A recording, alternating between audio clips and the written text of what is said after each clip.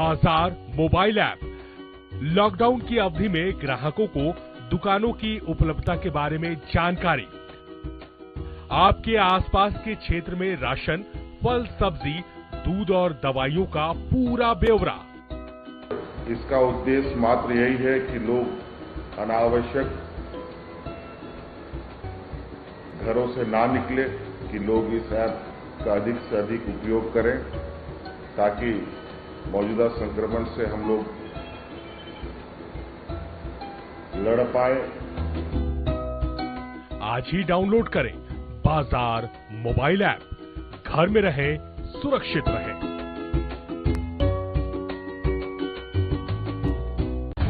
आज कोविड-19 से पूरा विश्व और हमारा देश ग्रसित है। ऐसे में एक कल्याणकारी राज्य की सफल तस्वीर आ रही है झारखंड से। राज्य के युवा मुख्यमंत्री हेमंत सोरेन लगातार ले रहे हैं लोक हितकारी फैसले। देखते हैं हेमंत सरकार की कुछ तैयारियों को। हर प्रकार के कार्ड धारक एवं बगैर कार्ड सभी परिवारों को मिलेगा भरपूर राशन। शहरों में खोले गए हैं सीएम किचन, दाल भात केंद्र, कम्युनिटी किचन, मुख्यमंत्री दीदी किचन, ताकि राज्य में कोई भी भूखा न रहे। क्वारंटीन केंद्र और आइसोलेशन वार्डों के पुख्ता इंतजाम। जमाखोरी और कालाबाजारी पर लगाए गए रोक। करेंगे कोरोना पर साथ मिलकर प्रहार, ताकि कोई न सोए भूखा एक भी रात। जन जन के साथ है हेमंत सरकार। एक सर्किट हाउस।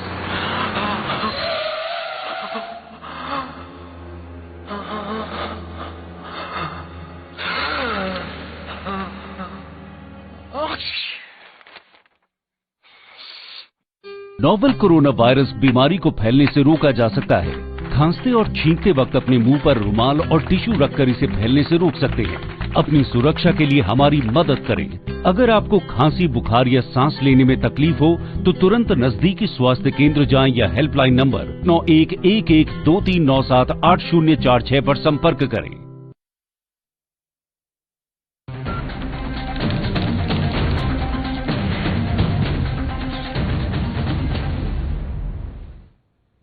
नमस्कार, मैं आपके साथ के राणा। साधना प्लस देख रहे हैं आप। स्वागत है आप सभी का बिहार झारखंड बुलेटिन में। खबरों का सिलसिला शुरू करने से पहले एक नजर डालेंगे अब तक की सुर्खियों पर।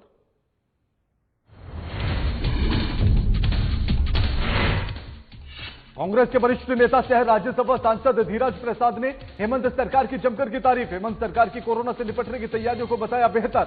विपक्ष पर साधा जमकर निशाना। कोरोना वायरस को लेकर कटिहार से आई अच्छी खबर। 8 मरीजों ने जीती कोरोना वायरस से जिंदगी की जंग। मरीजों को डिस्चार्ज करते समय जिलाधिकारी और स्वास्थ्य कर्मियों ने ताली बजाकर दी विदाई। बिहार में कोरोना तेजी से पसार रहा है पांव। नालंदा जिले में कोरोना की चपेट में आई आईएएस अधिकारी, 2 डॉक्टर समेत कुल 65 लोग। हरकत में आया प्रशासन, सभी लोगों को किया गया आइसोलेट। चापाकल में पानी भरने को लेकर शुरू हुआ विवाद। विवाद में बहू ने चचेरी सास और ननंद को केरोसिन का तेल डालकर जिंदा जलाया। इलाज के दौरान बच्ची की मौत, महिला की हालत गंभीर।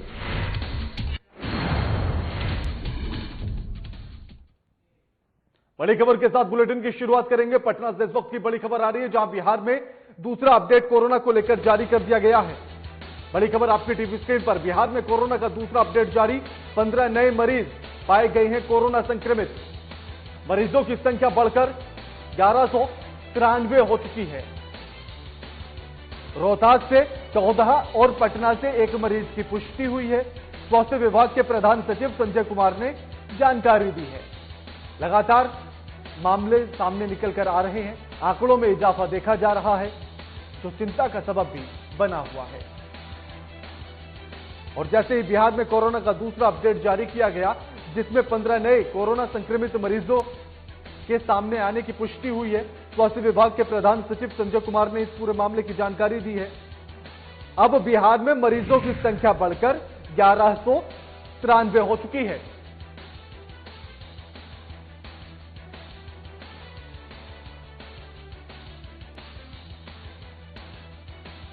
जिनमें रोहतास से 14 और पटना से 1 मरीज की पुष्टि हुई है। 15 नए मरीज कोरोना के सामने आए हैं बिहार में। लगातार इजाफा देखा जा रहा है।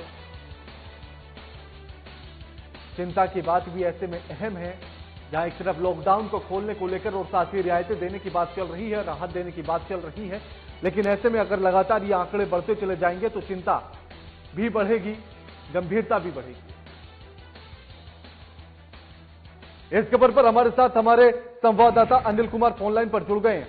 अनिल, बिहार में कोरोना का दूसरा अपडेट जारी हुआ है, 15 मरीज निकलकर सामने आए हैं, क्या कुछ पूरी जानकारी है, क्या कुछ अपडेट्स हैं? जी देखिए राणा जी, जिस तरह से संक्रमण का जो आंकड़ा है वो लगातार बढ़ते जा रहा है, ऐसे में कहीं न कहीं बिहार से जो है अब लगातार जो है संक्रमण का खतरा मंडराते हुए दिख रहा है और संक्रमण का तेजी से आंकड़ा बढ़ता जा रहा है। ऐसे में 15 नए जो मरीज मिले हैं वो सबसे ज्यादा रोहतास के और एक पटना जिले के हैं, जिनमें ये संक्रमण की पुष्टि हुई है।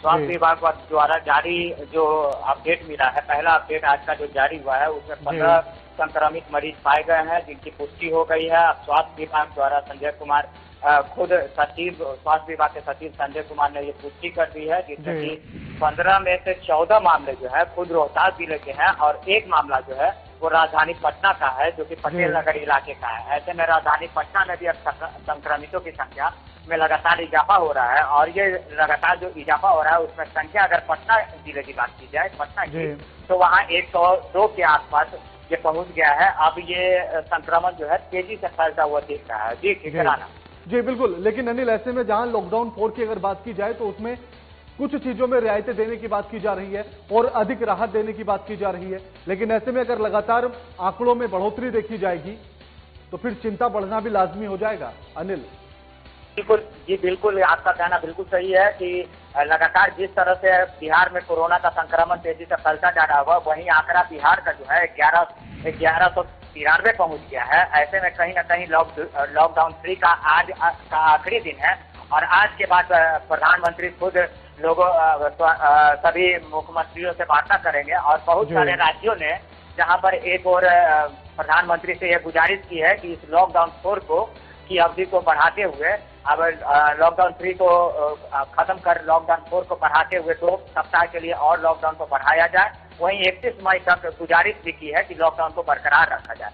ऐसे में कहीं न कहीं संक्रमण जितनी तेजी से बढ़ते जा रहे हैं, वैसे में अगर बात की जाए लॉकडाउन की, तो बाहर से प्रवासी जो आए हैं उनमें संक्रमितों का संख्या सबसे ज्यादा पाया जा रहा है। जी बिल्कुल बिल्कुल बिल्कुल। शुक्रिया अनिल आपका हमारे साथ ये तमाम बातचीत करने के लिए और जानकारी साझा करने के लिए।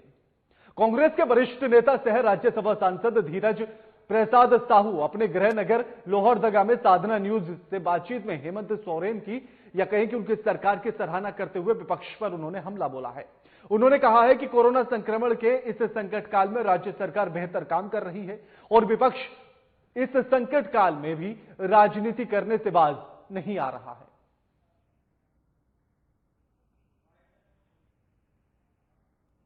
विपक्ष क्या बोलता नहीं बोलता इस पर नहीं जाना है, और जहां तक अब जनता ही से पूछ ले कि सरकार कैसा काम कर रही है और जिस तरह से मजदूर को लाने का काम किया हेमंत सरकार ने या यूपीए गठबंधन ने, ये जितना तारीफ किया जाए वो कम है। और इन लोगों को आदत है कि बार बार झूठ सच कह के जनता को गुमराह करने की। तो मेरा यही मानना है कि इससे बाज आए और जो अभी स्थिति बनी हुई है उसका सामना करने के लिए सबको मिलजुल करके सामना करना चाहिए। हम चाहते हैं कि जहाँ भी कमी बेची है कोरोना सेंटर के लिए, तो वहाँ पर विशेष रूप से प्रशासन को ध्यान देने की जरूरत है। इस खबर पर लोहरदगा से हमारे संवाददाता कुमार अमित फोनलाइन पर जुड़ गए हैं।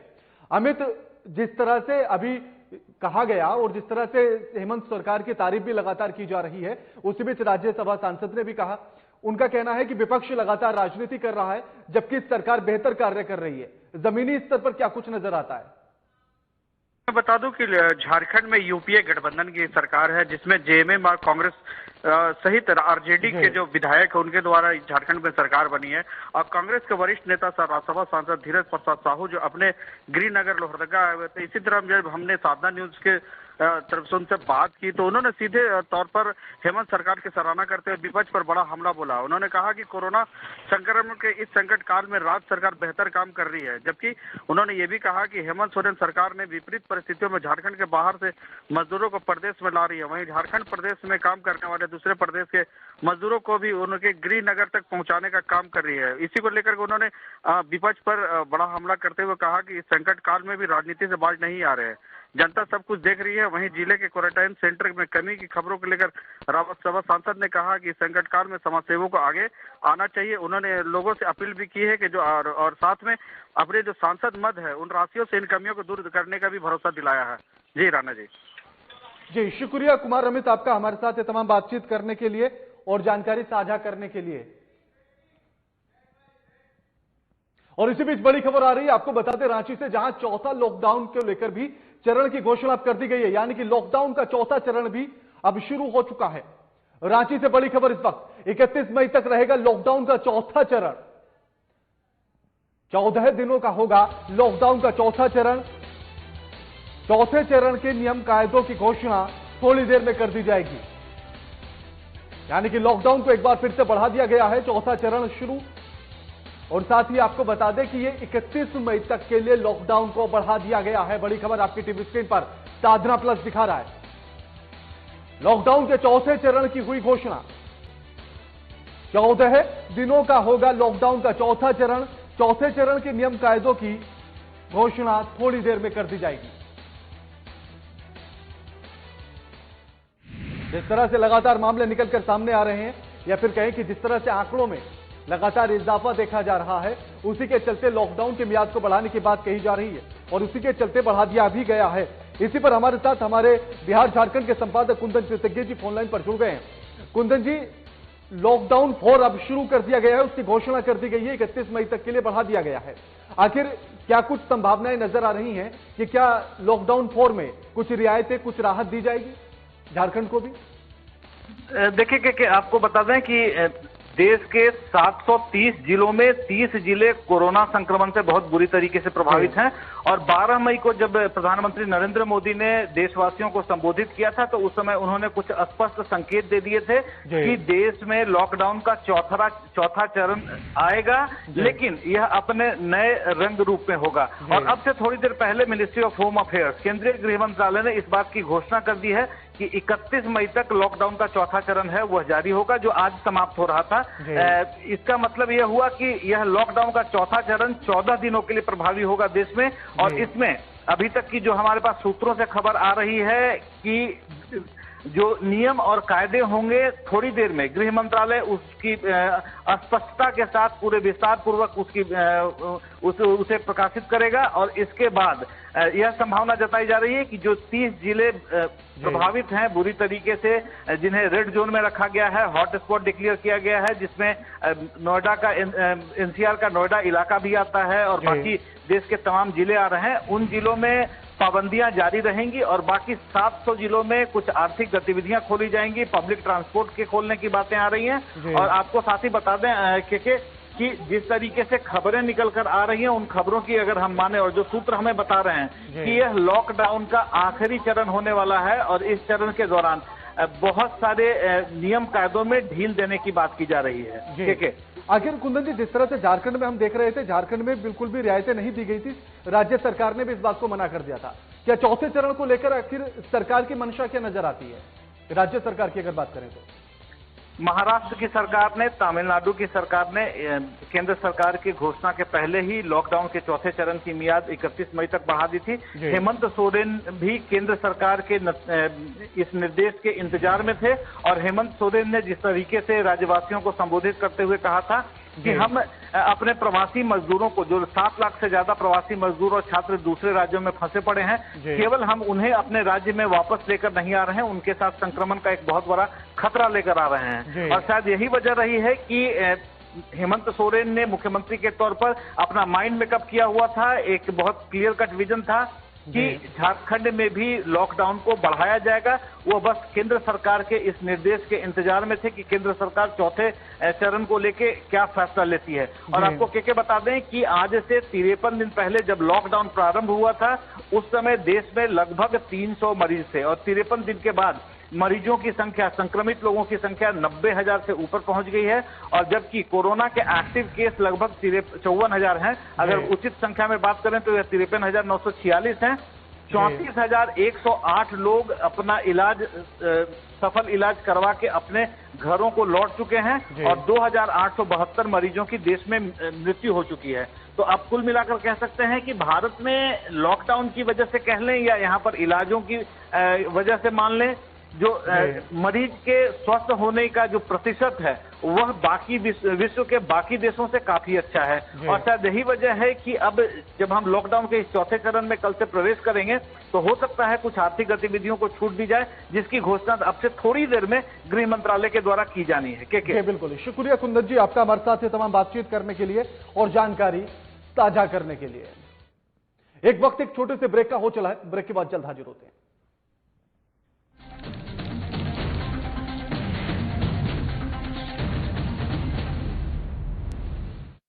रहने की ताकत दुनिया को हमने दिखाई है। अकेले घर पर रहकर कोरोना की करनी विदाई है। स्वस्थ रहेंगे, स्वस्थ रखेंगे, हर घंटे हम हाथ धोएंगे। ना भीड़ में जाएंगे, ना भीड़ हम बनाएंगे। झारखंड में कोरोना को नहीं फैलने देंगे। सजग रहेंगे, रहेंगे, अफवाहों को ना हम सुनेंगे। सरकार प्रशासन की हर बातों पर करेंगे अमल। कोरोना को हराकर लौटाएंगे हम चहल पहल। हर घंटे में 20 सेकंड तक साबुन से हाथ धोएं। जिनमें दिखे लक्षण उनसे 2 मीटर की दूरी बनाएं। लक्षण दिखने पर डॉक्टर से जांच करवाएं। नाक का मुंह पर हाथ न लगाएं। हर क्षेत्र से कोरोना को भगाएं। सजग रहें, स्वस्थ रहें। हेमंत सरकार, हर पल आपके साथ। सूचना और जनसंपर्क विभाग, झारखंड सरकार द्वारा जनहित में जारी।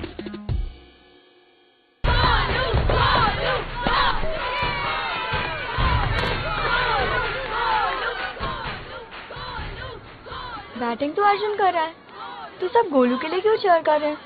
वो तो घर पर बैठा है। अरे तुम्हें नहीं पता, वो इसलिए नहीं आया ताकि हमें इन्फेक्शन ना हो। नोवेल कोरोना वायरस बीमारी को फैलने से रोका जा सकता है। बुखार के साथ खांसी और छींक होने पर सार्वजनिक जगहों से दूर रहकर इसे फैलने से रोक सकते हैं। अपनी सुरक्षा के लिए हमारी मदद करें। अगर आपको खांसी, बुखार या सांस लेने में तकलीफ हो तो तुरंत नजदीकी स्वास्थ्य केंद्र जाएं या हेल्पलाइन नंबर 911123978046 पर संपर्क करें। प्रिय झारखंड वासियों, जोहार। आपको मालूम है हमारे राज्य में लॉकडाउन है और पूरे देश में भी लॉकडाउन है। आज पूरा देश और राज्य एक विकराल संक्रमण से गुजर रहा है। कोरोना वायरस की एक बीमारी फैल रही है, महामारी फैल रही है और इससे बचाव के लिए हमने राज्य के अंदर में भी लॉकडाउन का आदेश दिया है। आज लॉकडाउन का मतलब है जो जहां है वहीं रहें, कम से कम लोगों के संपर्क में आए। बाकी जितनी भी जरूरत की चीजें हैं, जो घरेलू उपयोग की सामानें हैं, वस्तुएं हैं, वो आप तक कैसे पहुंचे, ये इनकी सुनिश्चित सरकार कर रही है और वो आप तक पहुंचेगी। धन्यवाद।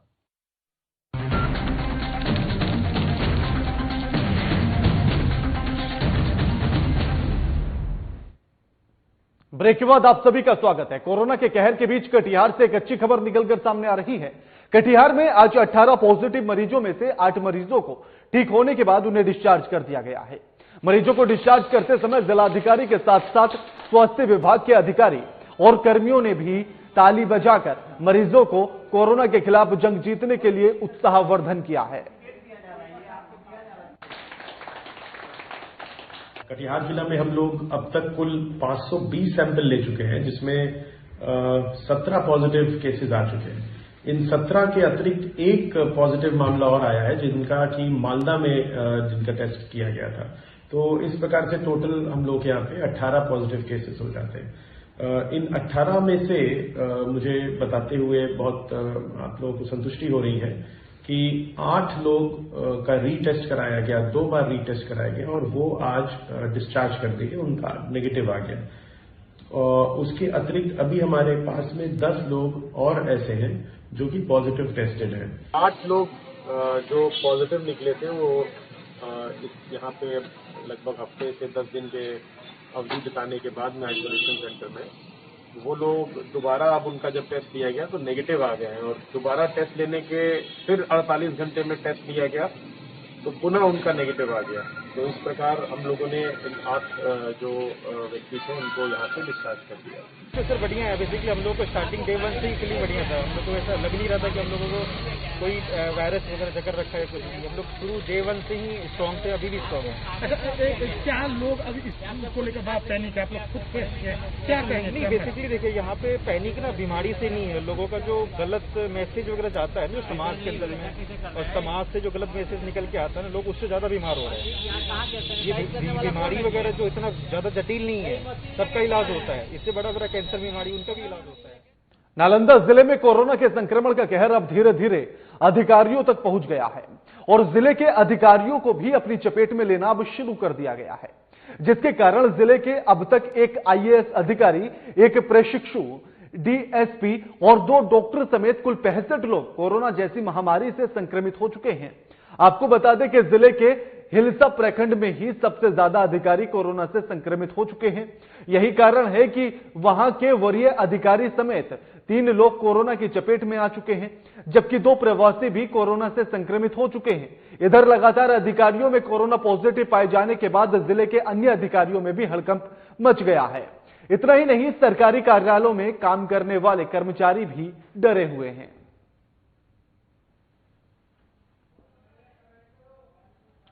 आपको बता दें कि नालंदा में अब कोरोना का संक्रमण धीरे धीरे अधिकारियों तक फैलने लगा है, जिसके चलते वरीय अधिकारी भी अब कोरोना की चपेट में आ चुके हैं, जिसके चलते सभी अधिकारियों में हड़कंप मचा हुआ है कि आखिर जो रक्षा करने के लिए खड़े हुए हैं, अगर वो ही संक्रमित हो जाएंगे, अगर वो ही पीड़ित हो जाएंगे तो फिर कैसे रक्षा हो पाएगी, एक बड़ा सवाल उठता है। उसी के साथ आपको बता दें कि जहां जिले में अब तक एक आईएएस अधिकारी, एक प्रशिक्षु, डीएसपी और 2 डॉक्टर समेत 65 लोग कोरोना की चपेट में आ चुके हैं। वहीं जिले के हिलसा प्रखंड में भी सबसे ज्यादा अधिकारी कोरोना से संक्रमित पाए गए और इसी के चलते वरीय अधिकारी समेत 3 लोग कोरोना की चपेट में आ चुके हैं, जबकि 2 प्रवासी भी कोरोना से संक्रमित हो चुके हैं। इधर अधिकारियों में भी कोरोना पॉजिटिव पाए जाने के बाद जिले के अन्य अधिकारियों में हड़कंप मचा हुआ है। इतना ही नहीं, सरकारी कार्यालयों में काम करने वाले कर्मचारी भी डरे हुए हैं कि आखिर किस तरह से बचा जाए कोरोना से। लेकिन इसके लिए सिर्फ एक ही रास्ता बचता है कि आप सोशल डिस्टेंस का ख्याल रखें, उसका पालन करते हुए चले और जीवन जिए। साथ ही जिस तरह से लगातार विश्लेषक भी इस बात को कह रहे हैं कि हमें कोरोना के साथ जीना होगा, उसके साथ जीने को हमें सीखना होगा, जिसके चलते हमें अपने सावधानियां बरतनी होंगी, एहतियात बरतने होंगे, सावधान रहना होगा, स्वच्छ रहना होगा, साथ ही हमें मास्क का इस्तेमाल करना होगा, साथ ही उन सभी चीजों का पालन करना होगा जिस तरह से गाइडलाइन सरकार के द्वारा या डॉक्टर्स के द्वारा तय की जाती है, उन सभी का हमें ख्याल रखना होगा।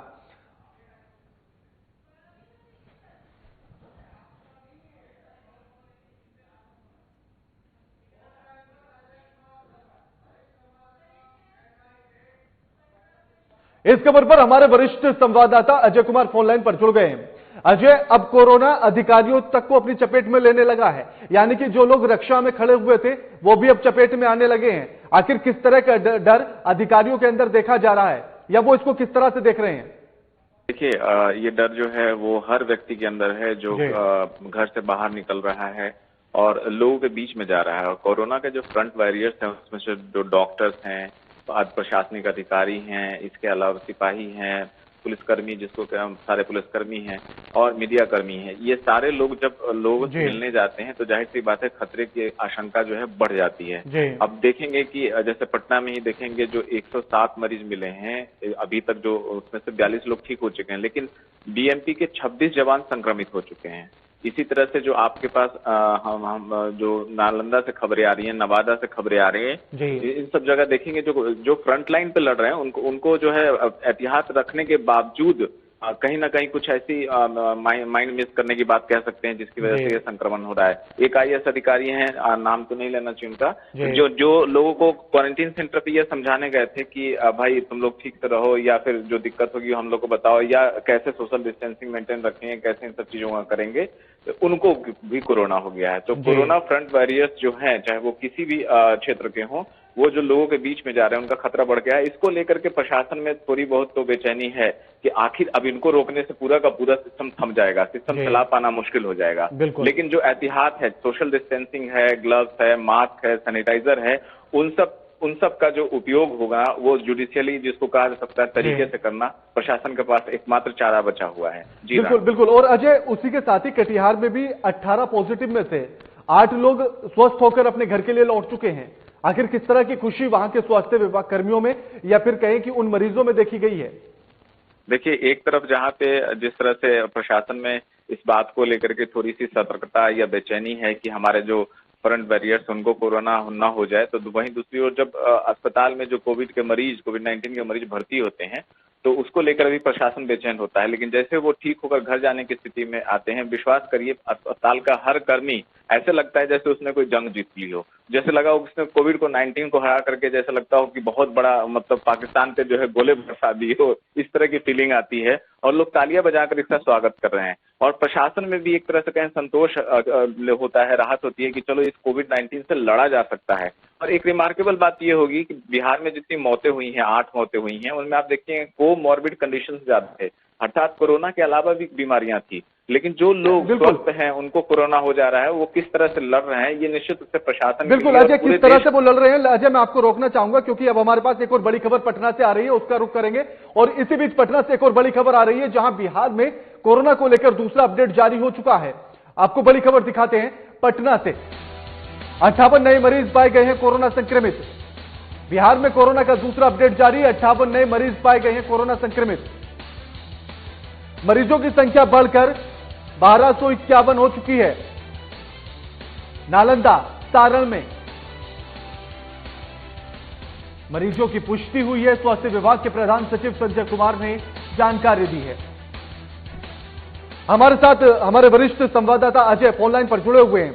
अजय, कोरोना को लेकर दूसरा अपडेट जारी किया गया, 58 नए मरीज पाए गए हैं, लगातार इजाफा देखा जा रहा है। आखिर कैसे इन चीजों पर रोकथाम होगी? जी, रोकथाम तो होगी, लेकिन उससे पहले पूरी डिटेलिंग मैं आपको बता दूं कि 58 नए मरीज हैं, जिसमें से सिर्फ 2 बाहरी जिलों के हैं। राजधानी पटना से 56 मामले आए हैं और इन 56 मामलों की स्थिति की वजह से टोटल 58 और इस तरह से आंकड़ा जो है 1251 पहुंच गया है। सबसे बड़ी बात है कि ये 56 केस जो है राजधानी पटना से आए हैं, जिसकी वजह से अब जिला प्रशासन की नींद तो खराब होने वाली है।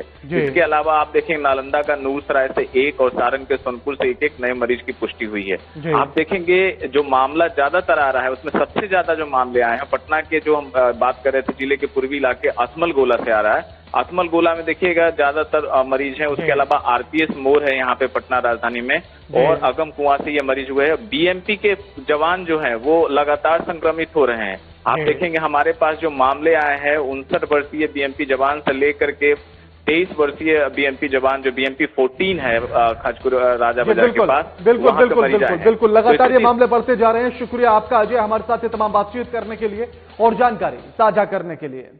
बुलेटिन में फिलहाल इतना ही। लगातार खबरों के लिए देखते रहिए साधना प्लस। नमस्कार।